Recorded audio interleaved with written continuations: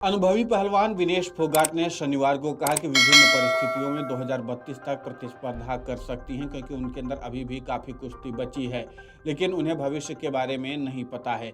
विनेश ने Paris Olympic में 50 kilogram में हिस्सा लिया था और वो फाइनल तक पहुंचने में सफल रही थी। हालांकि स्वर्ण पदक मैच से पहले ही उनका वजन निर्धारित सीमा से 100 ग्राम अधिक पाया गया, जिस कारण उन्हें अयोग्य करार दिया गया। विनेश ने इसके खिलाफ खेल पंचायत में भी अपील की थी और संयुक्त रजत पदक देने की मांग की थी, लेकिन खेल पंचायत ने उनकी अपील को खारिज कर दी थी, जिससे उनका पदक लाने का सपना टूट गया था।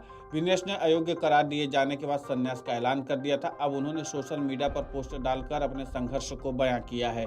इसके साथ ही विनेश ने बताया कि उन्होंने फाइनल खेलने के लिए प्रयास बंद नहीं किए थे। विनेश ने उस दिन का जिक्र किया जब निर्धारित सीमा से वजन बढ़ने के कारण उन्हें अयोग्य करार दिया गया था। विनेश ने कहा कि बहुत कुछ कहने को है, लेकिन शब्द कम पड़ जाएंगे। शायद इस बारे में मैं फिर बोलूं जब मुझे लगेगा कि समय सही है। मैं बस यही कहना चाहती हूं कि 6 अगस्त की रात और 7 अगस्त की सुबह तक हमने अपने प्रयास बंद नहीं किए थे, हमने सरेंडर नहीं किया था, लेकिन ये घड़ी थी जो बंद हो गई और काफी समय नहीं था। मेरी किस्मत ही ऐसी थी। मेरी टीम, मेरे साथियों और मेरे परिवार को ऐसा लगता है कि जिस लक्ष्य के लिए हम काम कर रहे थे और जिसे हासिल करने के लिए हमने योजना बनाई थी वो अधूरा है। कुछ न कुछ कमी हमेशा रह जाती है और चीजें फिर कभी पहले जैसे नहीं हो सकती। विनेश ने कहा, हो सकता है कि मैं अलग अलग परिस्थितियों में मैं खुद को 2032 तक खेलते हुए देख सकूं, क्योंकि मेरे अंदर संघर्ष और कुश्ती हमेशा रहेगी। मैं भविष्यवाणी नहीं कर सकती भविष्य मेरे लिए क्या रखा है, लेकिन मुझे इस यात्रा का इंतजार है। मुझे यकीन है कि मैं जिस चीज में विश्वास करती हूं और सही चीज के लिए हमेशा लड़ती रहूंगी। विनेश ने एक्स अकाउंट पर पोस्ट कर लिखा, एक छोटे से गांव से आने वाली बच्ची होने के कारण मुझे ओलंपिक या इसके रिंग का मतलब नहीं पता था।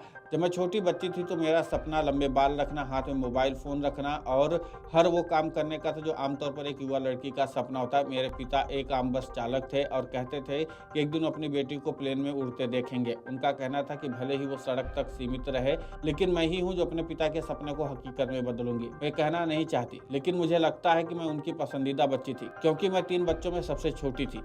जब वो मुझसे यह सब कुछ कहते थे तो मैं हंसती थी। उन्होंने कहा कि मेरी माँ जो अपने जीवन की कठिनाइयों पर एक पूरी कहानी लिख सकती थी, उन्होंने केवल एक सपना देखा था। उनके सभी बच्चे एक दिन उनसे बेहतर जीवन जिएंगे। स्वतंत्र होना और उन बच्चों को अपने पैरों पर खड़ा होना उनके लिए सपना था। उनकी इच्छाएं और सपने मेरे पिता से कहीं अधिक सरल थे, लेकिन मेरे पिता हमें छोड़कर चले गए और बस मैं उनके विचार और प्लेन में उड़ान भरने की यादों के साथ रही। मैं तब तक उनके अर्थ को लेकर के असमंजस में थी, लेकिन फिर उस सपने को अपने पास रखा और मेरी माँ का सपना अब और दूर हो गया था, क्योंकि मेरे पिता की मृत्यु के कुछ महीने बाद उन्हें 3 स्टेज का कैंसर का पता चला। यह 3 बच्चों की यात्रा शुरू हुई थी जो अपनी अकेली माँ के समर्थन करने के लिए अपना बचपन खो देते हैं।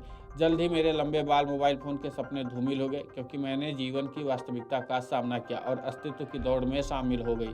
लेकिन संघर्ष ने मुझे काफी कुछ सिखाया। मेरी माँ का संघर्ष, कभी हार न मानने वाला व्यवहार और लड़ने की क्षमता जैसी आज मैं हूँ। उन्होंने मुझे उस चीज के लिए लड़ना सिखाया जो मेरा हक है। जब मैं साहस के बारे में सोचती हूँ तो उनके बारे में सोचती हूँ, और यही साहस है जो मुझे परिणाम के बारे में सोचे बिना हर लड़ाई लड़ने में मदद करता है। विनेश ने कहा, आगे की राह कठिन होने के बावजूद हमने एक परिवार के रूप में भगवान में अपना विश्वास कभी नहीं खोया और हमेशा भरोसा किया कि उन्होंने हमारे लिए सही चीज़ों की योजना बनाई है। माँ हमेशा कहती थी कि भगवान अच्छे लोगों के साथ कभी बुरा नहीं होने देंगे।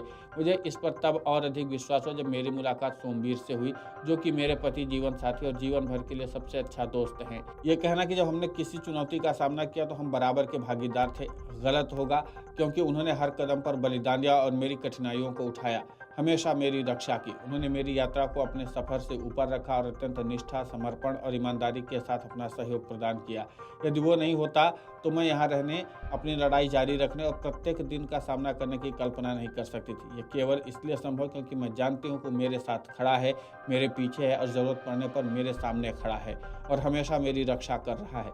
उन्होंने कहा कि मेरी यात्रा ने मुझे बहुत सारे लोगों से मिलने का मौका दिया है, जिनमें से ज़्यादातर अच्छे और कुछ बुरे हैं। पिछले 1.5-2 सालों में मैट के अंदर और बाहर बहुत कुछ हुआ है। मेरी ज़िंदगी ने नई मोड़ लिए हैं और ऐसा लगा जैसे उससे बाहर निकलने का कोई रास्ता ही नहीं है। लेकिन मेरे आसपास के लोग जो थे उनमें ईमानदारी थी, मेरे प्रति सद्भावना थी और व्यापक समर्थन था। ये लोग और उनके मुझ पर विश्वास इतना मजबूत था कि ये उन्हीं की वजह से है कि मैं आगे बढ़ी, पिछले 2 वर्षों से इन चुनौतियों से निपट सकी।